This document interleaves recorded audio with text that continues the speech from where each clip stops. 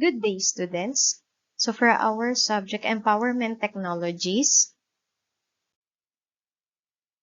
we will continue the topic about Microsoft Word or MS Word. Ang gagawin naman natin ngayon is the mail merge. So paano mag-merge ng inyong mail? So basic concepts lang po ito. So first, open nyo po ang inyong MS Word. Tapos pupunta po kayo sa mailings. Pag clinic nyo po yung mailings na yan, ito po, ang next na i-click, you have to click Start Mail Merge. Okay? Next po,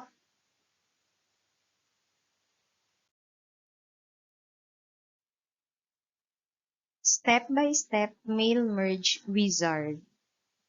Okay, so pag napindot nyo na po yung Start Mail Merge, ayan na po yung next sa bandang baba.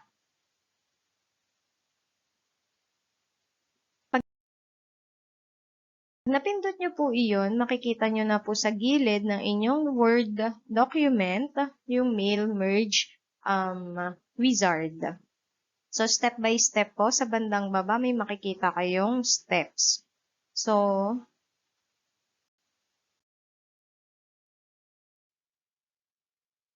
ayan po, makikita na natin yung letters.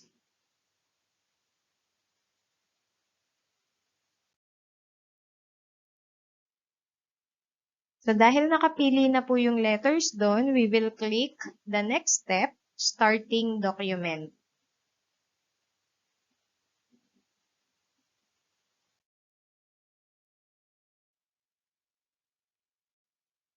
So, use the current document. Dahil ka-open lang naman natin ng document 1.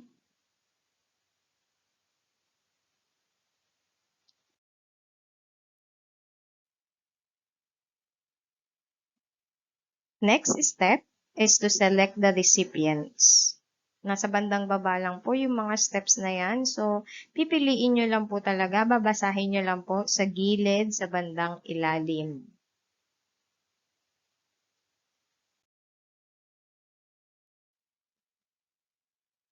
Pagka-click nyo po ng Select Recipients, pipiliin nyo po yung Type a New List. Lalo na po kung hindi pa naman kayo talaga nakapag-save ng address list dati. Pagka-pili nyo po ng Type a New List,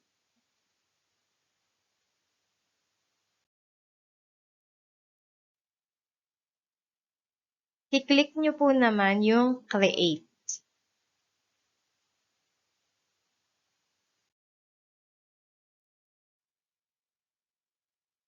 Pagka-click nyo po ng Create, makikita nyo po yung pop-up na yan na New Address List.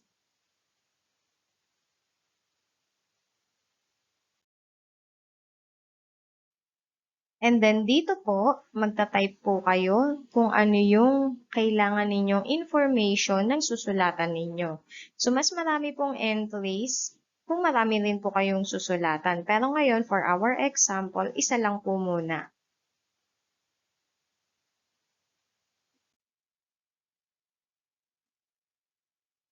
So, dito naman po, ayan. So, you will write the title, first name, last name, company. So, example lang po ito, ABCD Company.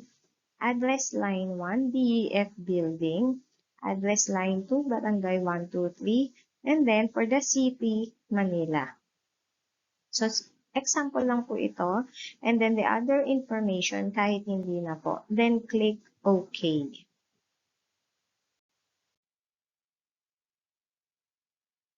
Next naman po ay isi-save na natin yung address list. So kung mapapansin nyo, save as type, Microsoft Office address list. So example natin na file name is new address list and then i-click nyo lang po yung OK and then another OK.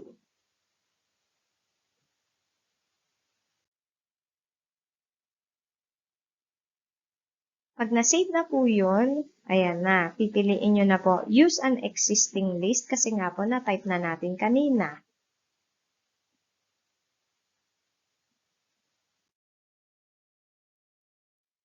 Next, ayan, ang step 3, write your letter. I-click nyo po iyan.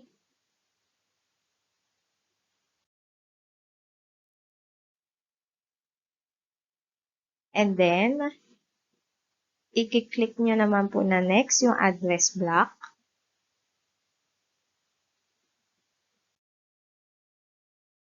So, makikita nyo po yung pop-up na yan. Meron pong nakalagay na insert address block. And then, pili lang po kayo dyan. Pero kung okay na po iyan, ganito po ibig sabihin ng kalalabasan mamaya. Preview, then click OK.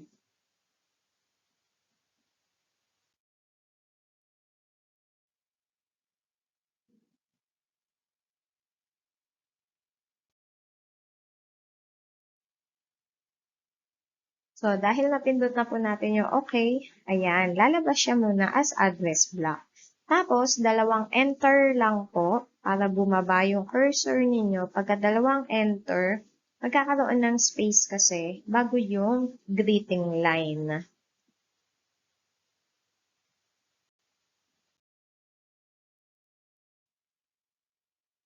So, ayan po ang next natin. Pagka double enter, pipiliin nyo naman po yung greeting line.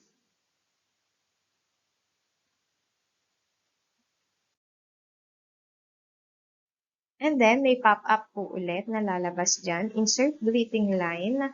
So, format, ganyan. Kung okay na rin po yan, ito yung preview, then okay.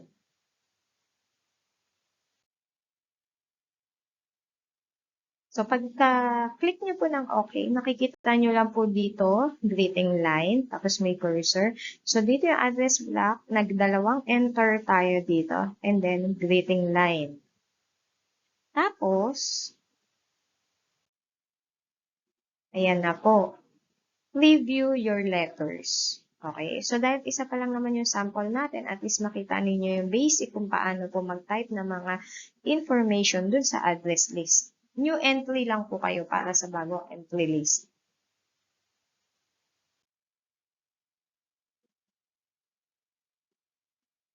So, ayan, ganyan na po yung magiging itsura ng, ganyan na po yung magiging preview ng ating address. Ito yung address block kanina, tapos ito po yung greeting line. Tapos, syempre, may last step pa talaga, complete the merge.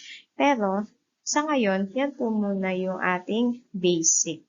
Okay? So, magme-merge po talaga yan pagkatapos ng content dito. So, ayun lang, and I hope alam nyo na kung paano po maglagay ng address list and paano mag-mail merge. Thank you!